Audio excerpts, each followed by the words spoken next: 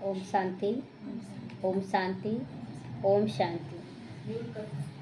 आज बाबा कह रहे हैं, मीठे बच्चे, बाप आए हैं तुम्हारा ज्ञान रत्नों से श्रृंगार कर वापस ले जाने के लिए, क्योंकि हम लोग बहुत गंदे हो गए थे और गंदे हो गए तो अभी बाबा श्रृंगारित कर रहा है, हमें सुंदर बना रहा है श्रृंगार करके।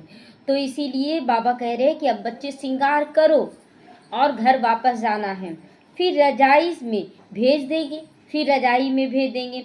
अपार खुशी में रहो, एक बाप से ही प्यार करो और किसी से भी प्यार करने की जरूरत नहीं। अगर एक बाप से प्यार कर रहे हैं तो आपके सारे रास्ते खुलते चले जाएंगे। बस एक बाबा पर सब कुछ न्यौछावर करना है।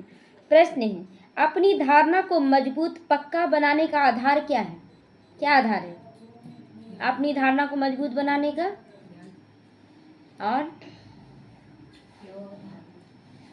धारणा को मजबूत बनाने का आधार है निश्चय। तो उत्तर, अपनी धारणा को मजबूत बनाने के लिए सदैव ये पक्का करो कि आज के दिन जो पास हुआ अच्छा हुआ, फिर कल्प के बाद भी ऐसे ही पास होगा। अगर आज मेरा दिन भर बहुत खुशी में बीता तो ये पक्का निश्चय रखना है कि हर कल्प में हमारा दिन अच्छा गुजरेगा। हर कल्प में ये पक्का निश्चय होना चाहिए। जो हुआ, जो कुछ हुआ कल्प पहले भी ऐसे ही हुआ था। नथिंग न्यू, कुछ भी नया नहीं। जो तुम आज लिख रहे हो अपना दिन, अपना एक एक पल, वही हर कल्प में बीतेगा। यह लड़ाई भी 5000 वर्ष पहले लगी थी, फिर लगेगी जरूर। इस भंभोर को तो विनाश होना है ना। भंभोर मतलब जो सूखा हुआ झाड़ होता है ना, उसको भंभोर कहते हैं। उसमें हल्का सा भी कोई चिंगारी लगा देना तो पूरा जल के खाक हो जाता है। तो ये सारी दुनिया भंभोर हो गई है, एकदम सूख कर काटा हो गया है। देखते हैं, थोड़ा सा कोई बात बोल दे ना तो लगेगा तिल का ताड़ कर देता है। लड़ाई झगड़ा बहुत ज़्यादा हो जाता है, तो क्योंकि सूखा हुआ है, उसके अंदर कोई मतलब ज्ञान गुण शक्ति है ही नहीं। तो ऐसे हर पल ड्रामा की स्मृति में रहो तो धारणा मजबूत हो जाएगी।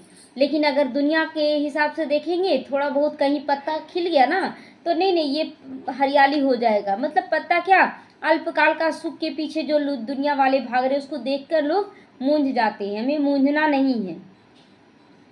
गीत बजा है, दूर देश का रहने वाला आया देश पराए। ओम शांति। बच्चे पहले भी दूर देश से पराए देश में आए। हम लोग भी तो पहले से दूर देश से ही आए ना। यहाँ कितना दूरी है परम धाम का। अब इस पराए देश में दुखी हैं, इसीलिए पुकारते हैं, अपने देश घर ले चलो, ले चलो। बार बार बोलते हैं ना हम लोग, कहाँ ले चलो ये मालूम नहीं है। मतलब बाहरी रूप से हमें नहीं मालूम है, लेकिन हम लोग बोलते जरूर थे कि ले चलो भगवान इस दुनिया से। कहाँ ले चलो ये नहीं मालूम है। तो बहुत समय से याद करते आए हो तो बाप भी खुशी से आता है। हम लोग भी भक्ति मार्ग में 63 जन्म से याद करते आए बाबा को, तो बाबा भी खुश होता है। जानता है मैं जाता हूँ बच्चों के पास, बाबा भी खुश होता है। वो जानते हैं कि हम किसके पास जा रहे हैं, अपने बच्चों के पास जा रहे हैं। जो बच्चे काम चिता पर बैठकर जल गए हैं उन्हों को अपने घर ले जाऊं, घर भी ले जाऊं और फिर रजाई में भी भेज दूं। ये नशा है बाबा को कि अपने घर भी लेके जाएंगे और रजाई में भी भेज देंगे। उसके लिए ज्ञान से श्रृंगार भी तो करूं। ज्ञान से श्रृंगार भी कर रहा है ना बाबा हमें। तो कितना श्रृंगार कर रहा है ना, हर चीज का दृष्टि वृत्ति कीर्ति हर चीज बदल दे रहा है। तो बच्चे भी बाप से जास्ती खुश होने चाहिए। तो खुशी है सभी बाबा से। बाबा से हर पल हमें खुश रहना है। बाप जबकि आए हैं तो उनका बन जाना चाहिए ना। कैसे बन जाना चाहिए? बन गए हैं क्या? बन जाने का मतलब है उनकी हर एक आज्ञा पर एक्यूरेट चलना, उनकी हर श्रीमत पर एक्यूरेट चलना। जो बाबा कहे, हाँ, जिससे हम प्यार करते हैं ना तो उससे पूछते हैं कि तुम्हारी हॉबी क्या है, तुम्हें कौन सा रंग पसंद है, तुम्हें कैसा खाना पसंद है, सब कुछ उसका पूछते हैं पसंद, और उसके अनुसार करते ताकि वो हमें ज़्यादा पसंद करे। तो उसी तरह यहाँ भी बाबा के अनुसार जितना आप चलेंगे उतना बाबा हमें प्यार करेगा। तो उसको बहुत लव करना चाहिए बाबा से, बहुत प्यार। कंपटीशन करना है कि बाबा से कौन ज़्यादा प्यार करता है। कंपटीशन करे एकदम रोज कि कौन कितना कर रहा, हम भी उससे ज़्यादा करें, हम उससे ज़्यादा करें।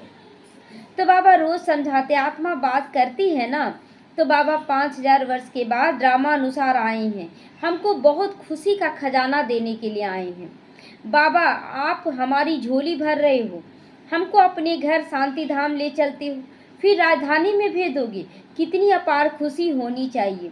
बाबा कहते हैं हमको इस पराई राजधानी में ही आना पड़ता है। बाबा बार बार अपने बारे में बताता है कि हमको पराई राजधानी में ही आना पड़ता है। बाप का बड़ा मोटा और वंडरफुल पाठ है, बाप का बहुत मीठा और वंडरफुल पाठ है। मीठा क्यों बोलते हैं?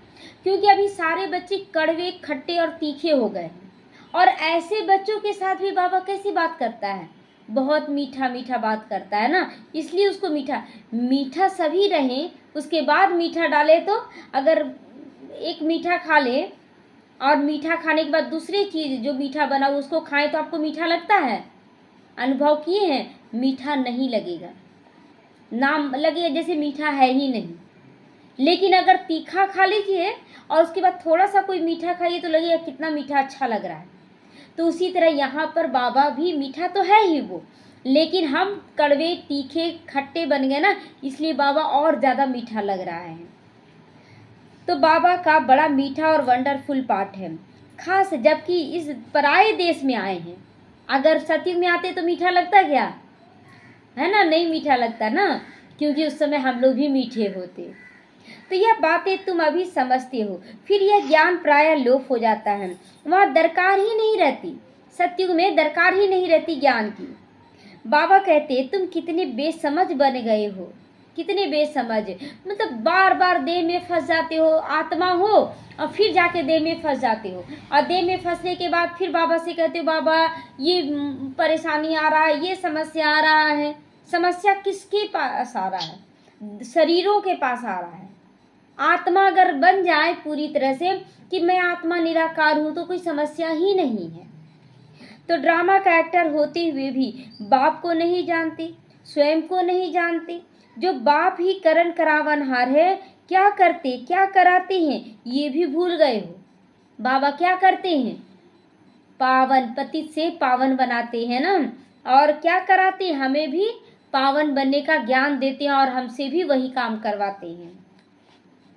सारी दुनिया को हेवन बनाने आते हैं और ज्ञान देते हैं, वह ज्ञान का सागर है, तो जरूर ज्ञान देने का कर्तव्य करेंगे ना। वो ज्ञान जो जिसके पास जो है वही देने का कर्तव्य करता है। फिर तुमसे भी करवाते हैं कि औरों को भी मैसेज दो। बाप सबके लिए कहती है अब देह का भान छोड़कर मुझे याद करो तो विक्रम विनाश होंगे। शरीर के अनुसार सोचेंगे तो विक्रम विनाश नहीं होगा, आत्मा समझ कर कर्म करेंगे तो विक्रम विनाश होगा। मैं श्रीमत देता हूँ, पाप आत्माएं तो सभी हैं, कोई भी ऐसी आत्मा नहीं जो बोल दे हम पावन हैं। इस समय सारा झाड़ तमो प्रधान हो गया है, जड़ जड़ी भूत अवस्था को पाया हुआ है। तो जैसे बाप के पास बांस के जंगल को आग लग जाती है तो एकदम सारी ही जलकर खत्म हो जाता है ना। बांस होता है जो सूखा हुआ, अगर एक जगह आग लगाएं तो चारों तरफ वो आग फैल जाता, पूरा आग लगा देता है। जंगल में पानी कहाँ से आएगा जो आग बुझावे? जंगल में पानी कहाँ से आएगा? क्योंकि सूखा झाड़, पानी नहीं था तभी तो पूरा जंगल सूख गया। तो यह जो भी पुरानी दुनिया है उनको आग जरूर लग जाएगी। इसीलिए बाबा कहते बच्चे नथिंग न्यू, ये सब होना है, विनाश ज्वाला निकलनी है। बाप अच्छी अच्छी पॉइंट्स देते रहते जो नोट कर लेनी चाहिए, बाप ने समझाया है। और धर्म स्थापक अपना धर्म स्थापन करने आते हैं, उनको पैगंबर व मैसेंजर आदि कुछ भी नहीं कह सकते हैं, क्योंकि केवल वो अपना धर्म स्थापन करते हैं। बाप का पैगंबर कौन बन रहा है? हम बच्चे अभी बन रहे हैं ना, हम लोग पैगाम दे रहे कि भगवान आया हुआ है। तो यह भी बड़ा युक्ति से लिखना है, क्योंकि वो तो बुरा मान जाएंगे अगर बोल देंगे कि आप लोग पैगंबर के, वो पैगंबर नहीं है तो बुरा मान जाएंगे। शिव बाबा बच्चों को समझा रहे हैं, बच्चे तो सब हैं, ऑल ब्रदर्स, हम लोग सब क्या हैं? आपस में भाई भाई हैं। तो हर एक के चित्र में, हर एक की लिखत में यह जरूर लिखना है कि शिव बाबा ऐसे समझाते हैं। बाबा कहते हैं बच्चे मैं आकर सतयुगी आदि सनातन देवी देवता धर्म स्थापन करता हूँ। सतयुगी जहाँ सत्य का राज्य चलेगा, इसलिए सतयुगी बोला गया। दूसरा आदि, आदि यानी सबसे शुरुआत का पाठ है किसका? सनातन, जो सबसे पुराना देवी देवता धर्म है उसका पाठ चलेगा, जिनसे 100% सुख शांति और पवित्रता सब है, इसीलिए उसको हेवन कहा जाता है। वहाँ दुख का अंश भी नहीं होगा, सब कुछ भरपूर होगा, इसलिए उसको स्वर्ग कहा जाता है। वहाँ दुख का नामो निशान नहीं। बाकी जो सब धर्म है उन सब का विनाश कराने के निमित्त बनता हूँ। निमित्त बनता है, विनाश कराता नहीं है, करता नहीं है, निमित्त बन जाता है। जैसे कि आपको ज्ञान दे दिया तो ज्ञान दिया, ज्ञान देने के निमित्त बना, लेकिन फिर ज्ञान देने के बाद प्रकाश अपने आप फैल जाता, अंधेरा दूर होता है ना। हम स्विच ऑन करने के निमित्त बने, अंधेरा दूर करने के निमित्त नहीं बने हैं। हम स्विच ऑन करते हैं तो अंधेरा अपने आप भाग जाता है। उसी तरह बाबा हमें ज्ञान देता है तो ज्ञान से पुराना किचड़ा स्वतः ही निकल जाता है। तो निमित्त बनाना बाबा भी। सतयुग में होता है एक धर्म, वह है नई दुनिया। पुरानी दुनिया को ख़त्म कराता हूँ, पुरानी दुनिया को ख़त्म कराता हूँ। ऐसा धंधा तो और कोई कर नहीं सकता है। धर्म स्थापक आए, अपना धर्म स्थापन किए और चले गए, फिर दूसरे जन्म में आ गए उसी धर्म में पालना करने के लिए। लेकिन उससे क्या हुआ? कुछ ही लोग गए, लेकिन बाबा यहाँ गारंटी क्या दे रहा है कि पूरे विश्व को हम बदल कर रहेंगे, सत्युग को ला कर रहेंगे, सभी आत्माओं को घर ले जाकर रहेंगे।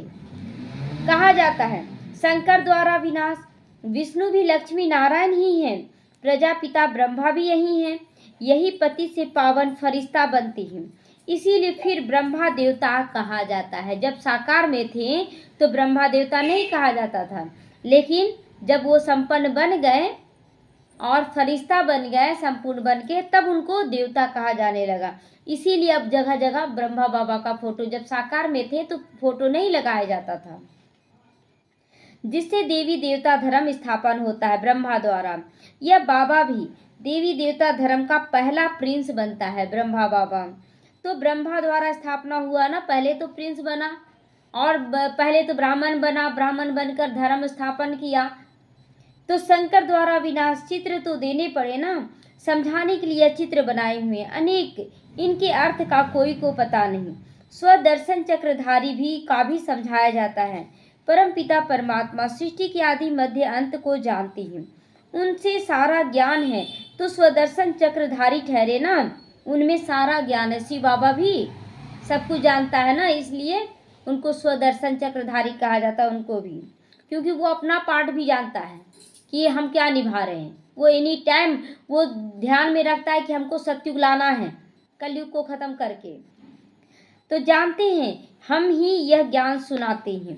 बाबा भी ऐसे नहीं कहेंगे कि मुझे कमल फूल समान बनना है, ऐसे बोलेंगे? कौन बोलेगा? हम बच्चे बोलेंगे। सतयुग में तुम कमल फूल समान रहते हो। सन्यासियों के लिए यह नहीं कहेंगे कि वो कमल के समान रहते हैं, नहीं रहेंगे। यह तो जंगल में चले जाते ना, कमल मतलब जो कीचड़ में रहता है, कीचड़ से बाहर रखने के बाद वो तो मुरझा जाता है। तो साधु सन्यासी तो जंगल में चले गए छोड़कर, तो आप कीचड़ में कहाँ रहें? कीचड़ में रहने का पाठ किसका है? बाबा के बच्चों का है ना। तो बाप भी कहते हैं, पहले यह पवित्र सत्व प्रधान होते हैं, भारत को थमाते हैं पवित्रता के बल से। भारत जैसे पवित्र देश कोई होता ही नहीं। जितना पतित बना ना उतना ही पावन बनता है। तो भारत जैसा कोई पावन देश होता ही नहीं। तो जैसे बाप की महिमा है ना, वैसे भारत की भी महिमा है। भारत हैविन था, यह लक्ष्मी नारायण का राज्य था यहाँ पर भारत में ही। तो फिर कहाँ गए? अभी तुम जानती हो, किसी की बुद्धि में थोड़ा ही होगा कि ये देवताएं ही 84 जन्म लेकर अभी पुजारी बन गए। वो सब कौन है? हम बच्चे हैं। बहुत बच्चे शुरुआत में पूछते थे कि बहुत कम ही बच्चे आते हैं। कोई भी पाठशाला में कितने बच्चे आते हैं? जैसे मंदिरों में आप देखिए तो बहुत भीड़ लग जाता है, लेकिन बाबा के घर में बहुत कम बच्चे उसके अनुसार आते हैं। तो बोलते हैं कि देखिए, कोई भी मंदिर हो, मंदिर में देवी देवता की मूर्ति कितनी होती है? एक शिव बाबा की मूर्ति होती है, शिवलिंग होता है, उसके चारों तरफ देवी देवताओं की मूर्ति कितनी होती है? ज़्यादा ज़्यादा 8-10 है ना, उससे ज़्यादा तो नहीं होगा, 11 जो भी। लेकिन भक्तों की भीड़ कितनी होती है? सुबह से शाम तक भीड़ रहता है। तो बस वही चीज़ है, यहाँ पर हम भक्त नहीं हैं, यहाँ हम देवी देवता बन रहे तो भीड़ तो कम मिलेगा ना। तो हम ही पुजारी बन गए और भक्त बन गए, अब फिर से क्या बनना है? पूज्य बनना है। तो अभी तुमको सारा ज्ञान है, अब हम अभी पूज्य देवी देवता बनते हैं, फिर पुजारी मनुष्य बनेंगे। मनुष्य तो मनुष्य ही होता है, लेकिन स्थिति ऊपर नीचे होती है। यह जो चित्र किस्म किस्म के बनाते ऐसे कोई मनुष्य होते हैं, चित्र जो दिखाते ना, अष्टभुजाधारी दुर्गा, गणेश का चित्र ऐसा, शंकर जी का चित्र ऐसा, ये सब कुछ होता नहीं है, ये स्थिति है बस। तो ये सब भक्ति मार्ग के ढेर चित्र हैं। तुम्हारा ज्ञान तो गुप्त है ना, यह ज्ञान सब नहीं लेंगे। जो इस देवी देवता धर्म के पत्ते होंगे वही ये ज्ञान लेंगे, बाकी जो औरों को मानने वाले होंगे वो सुनेंगे ही नहीं, ये ज्ञान सुनेंगे ही नहीं। जो शिव और देवताओं की भक्ति करते हैं वो आ जाएंगे, पहले पहले मेरी भी पूजा करते हैं, फिर पुजारी बनकर अपनी भी पूजा करने लग जाते हैं। पहले शिव बाबा का सोमनाथ मंदिर बना, उसके बाद फिर कृष्ण का पूजा हुआ, लक्ष्मी नारायण का तो अपना ही मूर्ति बना के वो खुद किए। तो अब खुशी होती है ना, हम पूज्य से पुजारी बने, अब फिर से पूज्य बनते हैं, कितनी खुशियाँ होनी चाहिए, कितनी खुशियाँ मनाते हैं ना घड़ी घड़ी। अब तो केवल खुशी, गम आता है क्या? गम आता है? गम नहीं आता है अब केवल खुशियाँ ही खुशियाँ लगता है। तो यहाँ तो अल्पकाल के लिए खुशी मना लेते हैं, वहाँ तो तुमको सदैव खुशी रहती है। तो ये खुशी अभी जो खुशी है बाहरी रूप का नहीं, ये अतीन्द्रिय खुश का बाबा बोल रहा है कि हम अंदर से हल्के हैं, हम अंदर से भारी तो नहीं हो रहे हैं। सारी जिम्मेवारियों को निभाते हुए, सारी समस्याओं का हल ढूंढते हुए भी हल्के हैं, ये स्थिति है। तो यही स्थिति हमें सदा काल के लिए खुशी देगी। दीपमाला आदि लक्ष्मी को बुलाने के लिए नहीं होती है, दीपमाला आदि लक्ष्मी को बुलाने के लिए नहीं होती है।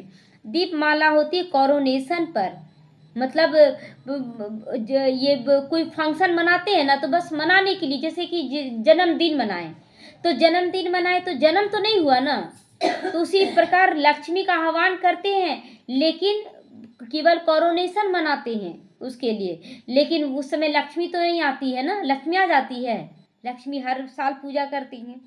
तो बाकी इस समय जो उत्सव मनाए जाते हैं वह वहाँ होते नहीं, सतयुग में होते नहीं, बस उसका यादगार में मतलब मनाया जाता है, यादगार में भक्ति मार्ग में ये सब पर्व त्योहार मनाया जाता है। वहाँ तो सुख ही सुख है। यह एक ही समय है जबकि तुम आदि मध्य अंत को जानते हो। आदि मतलब सतयुग और त्रेता युग, मध्य द्वापर कलयुग और अंत इस संगम युग। हम लोग को तीनों का ज्ञान हो गया ना। तो यह सब पॉइंट लिखो, सन्यासियों का हठ युग है, यह राजयोग है।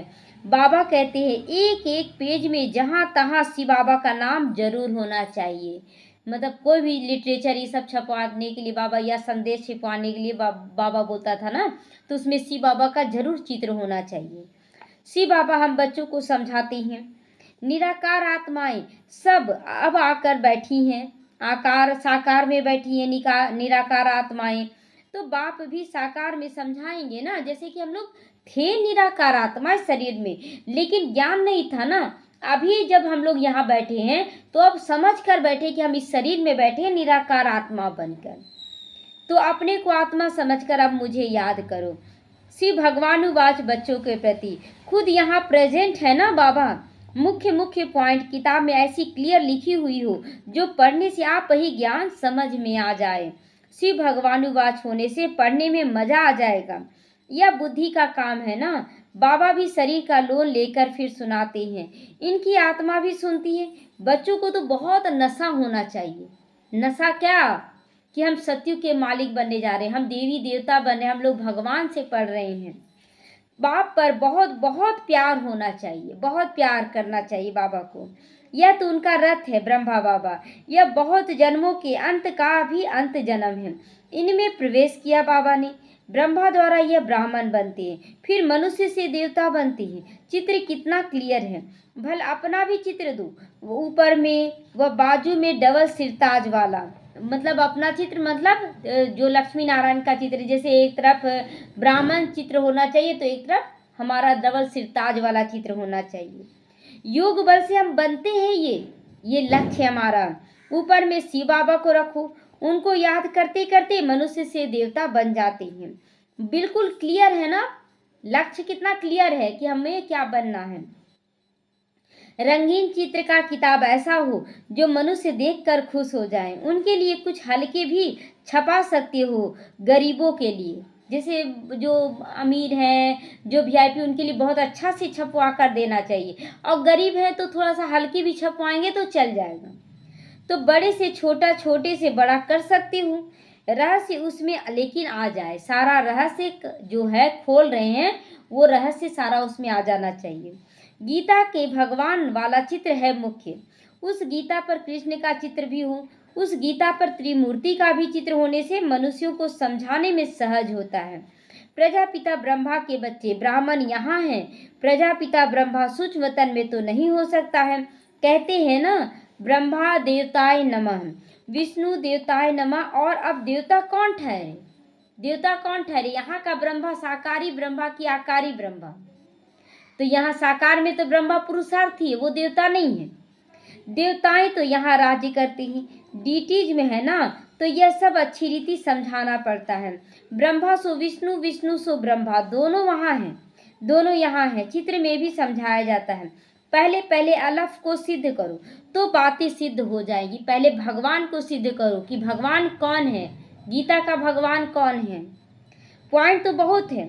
सब धर्म स्थापन करने आते हैं। बाप तो स्थापना और विनाश दोनों कराते हैं। स्थापना भी कर रहा है तो विनाश भी तो कर रहा। सभी धर्मों का विनाश कैसे किया? 1 सेकंड में सभी धर्मों का विनाश कर दिया कि नहीं? कौन कौन मानते हैं कि कर दिया है सभी धर्मों का विनाश? हाँ, जैसे ही बताया कि बच्चे तुम आत्मा हो तो शरीर का सब धर्म खत्म हो गया ना, कि मैं स्त्री हूँ, मैं पुरुष हूँ, मैं माँ हूँ, बाप हूँ, सब खत्म, 1 सेकंड में खत्म हो गया। तो होता है सब ड्रामा अनुसार, लेकिन मतलब सेकंड में खत्म कर दिया। लेकिन हम कैसे करते? फिर धीरे धीरे पुरुषार्थ अनुसार करते हैं। तो ब्रह्मा बोल सकते हैं, विष्णु बोल सकते हैं, ब्रह्मा बोल सकते हैं, विष्णु बोल सकते हैं, विष्णु ये सारी बातें बोल सकते हैं। सूक्ष्म वतन में क्या बोलेंगे? यह सब समझने की बातें हैं। यहाँ तुम समझ कर फिर ट्रांसफर होते ऊपर क्लास में। कमरा ही दूसरा मिलता है। कमरा माना ये शरीर, ये दुनिया दूसरी मिलेगी।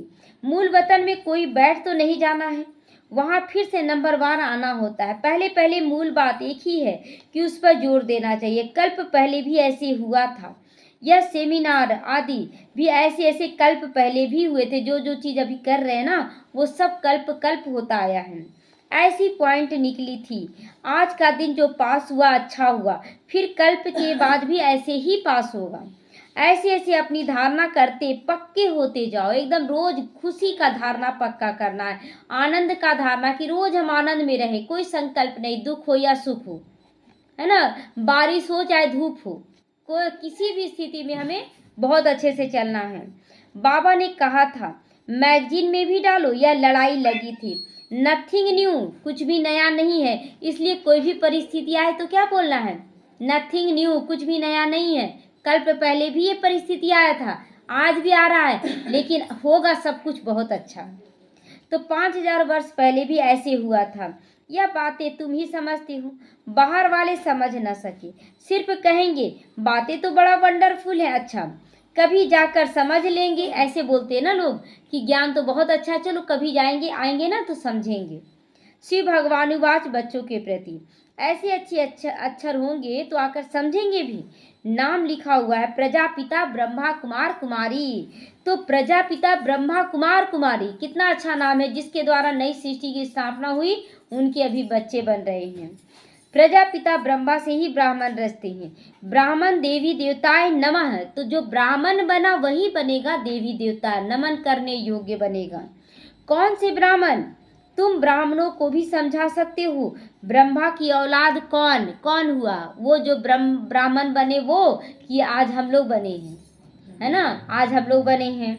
प्रजापिता ब्रह्मा के इतने बच्चे हैं तो जरूर ये सब एडॉप्टेड बच्चे होंगे। गर्भ से जो जन्म नहीं लिए हम लोग ज्ञान से जन्म लिए, योग से जन्म लिए हैं। तो अपने कुल के होंगे, वो अच्छी रीति समझ जाएंगे। तुम तो बाप के बच्चे हो गए ना, बाप ब्रह्मा द्वारा अडॉप्ट करते हैं। नहीं तो शरीर वाली चीज यहाँ आई कहाँ से? शरीर वाली चीज यहाँ आई कहाँ से?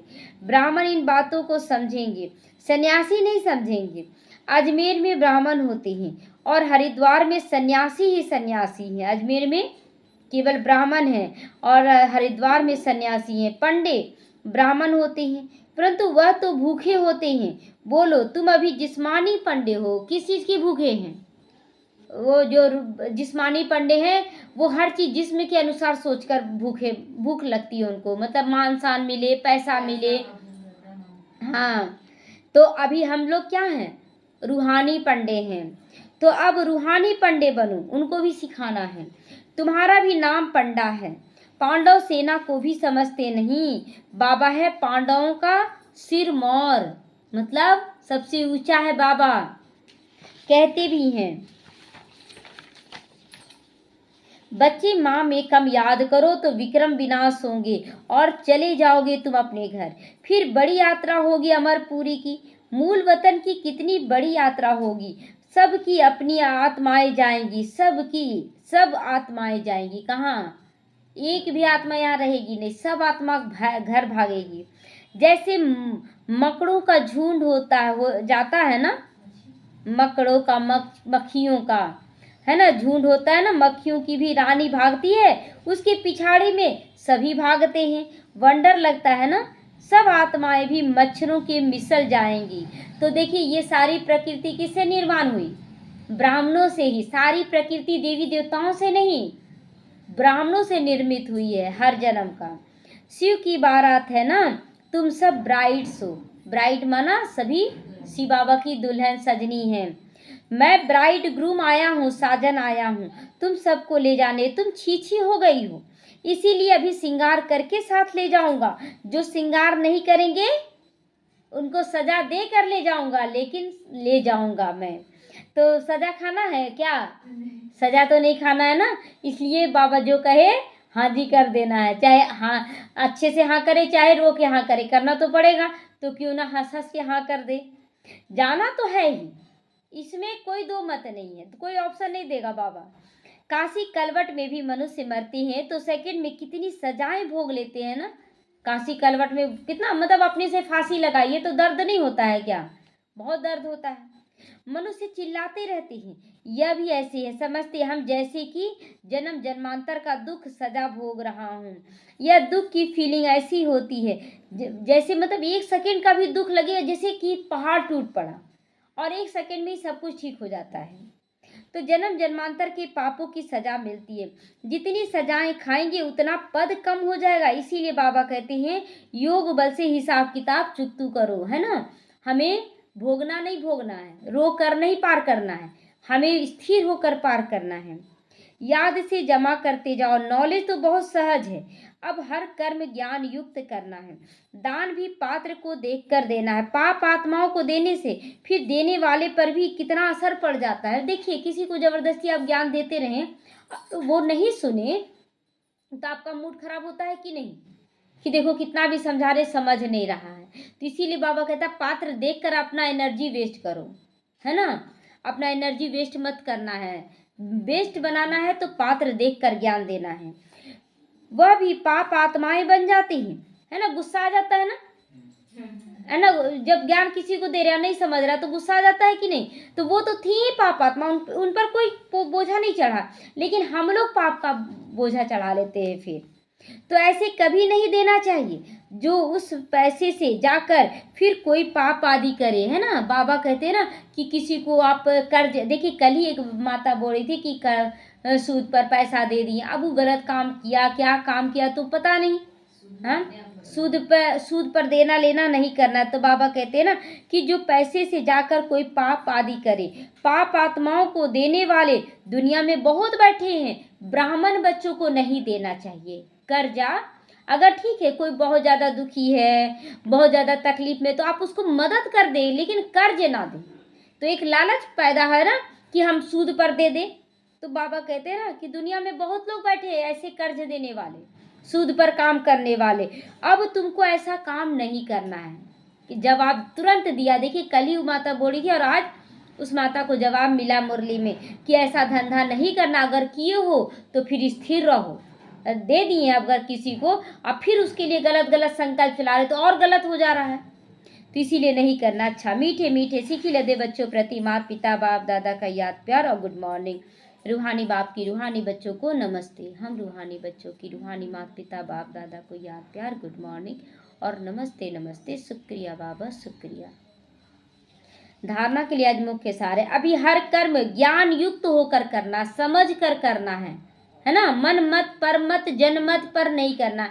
मन मत जान रहे मन मत क्या होता है, पर मत जो दूसरे मत देते हैं, जन मत मतलब बहुत सारे लोग एक साथ अगर बोले, जैसे बहुत सारी ब्राह्मण आत्माएं भी कुछ ऐसा वैसा बोलने लगती है तो हम लोग भी समझते हैं ना वो सही बोल रही है, तो इसलिए बहुमत में ना जाएं, श्रीमत पर चलना है हम लोगों को।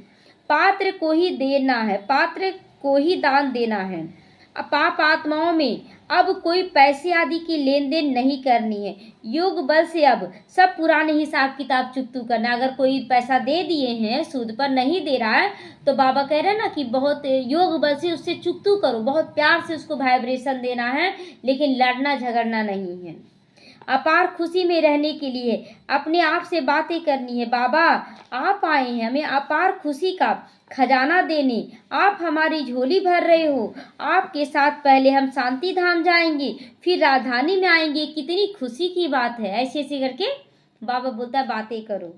वरदान है, समस्याओं को समाधान रूप में परिवर्तन करने वाले विश्व कल्याणी भव। जो समस्या को नहीं बड़ा बनाते हैं, जो समाधान स्वरूप बनते हैं, तो वो विश्व कल्याणी बन सकते हैं। जो समस्या आया, बहुत बड़ा समस्या आ गया, क्या करे कैसे करे, वो फिर आगे नहीं बढ़ पाता है, वो रुक जाता है।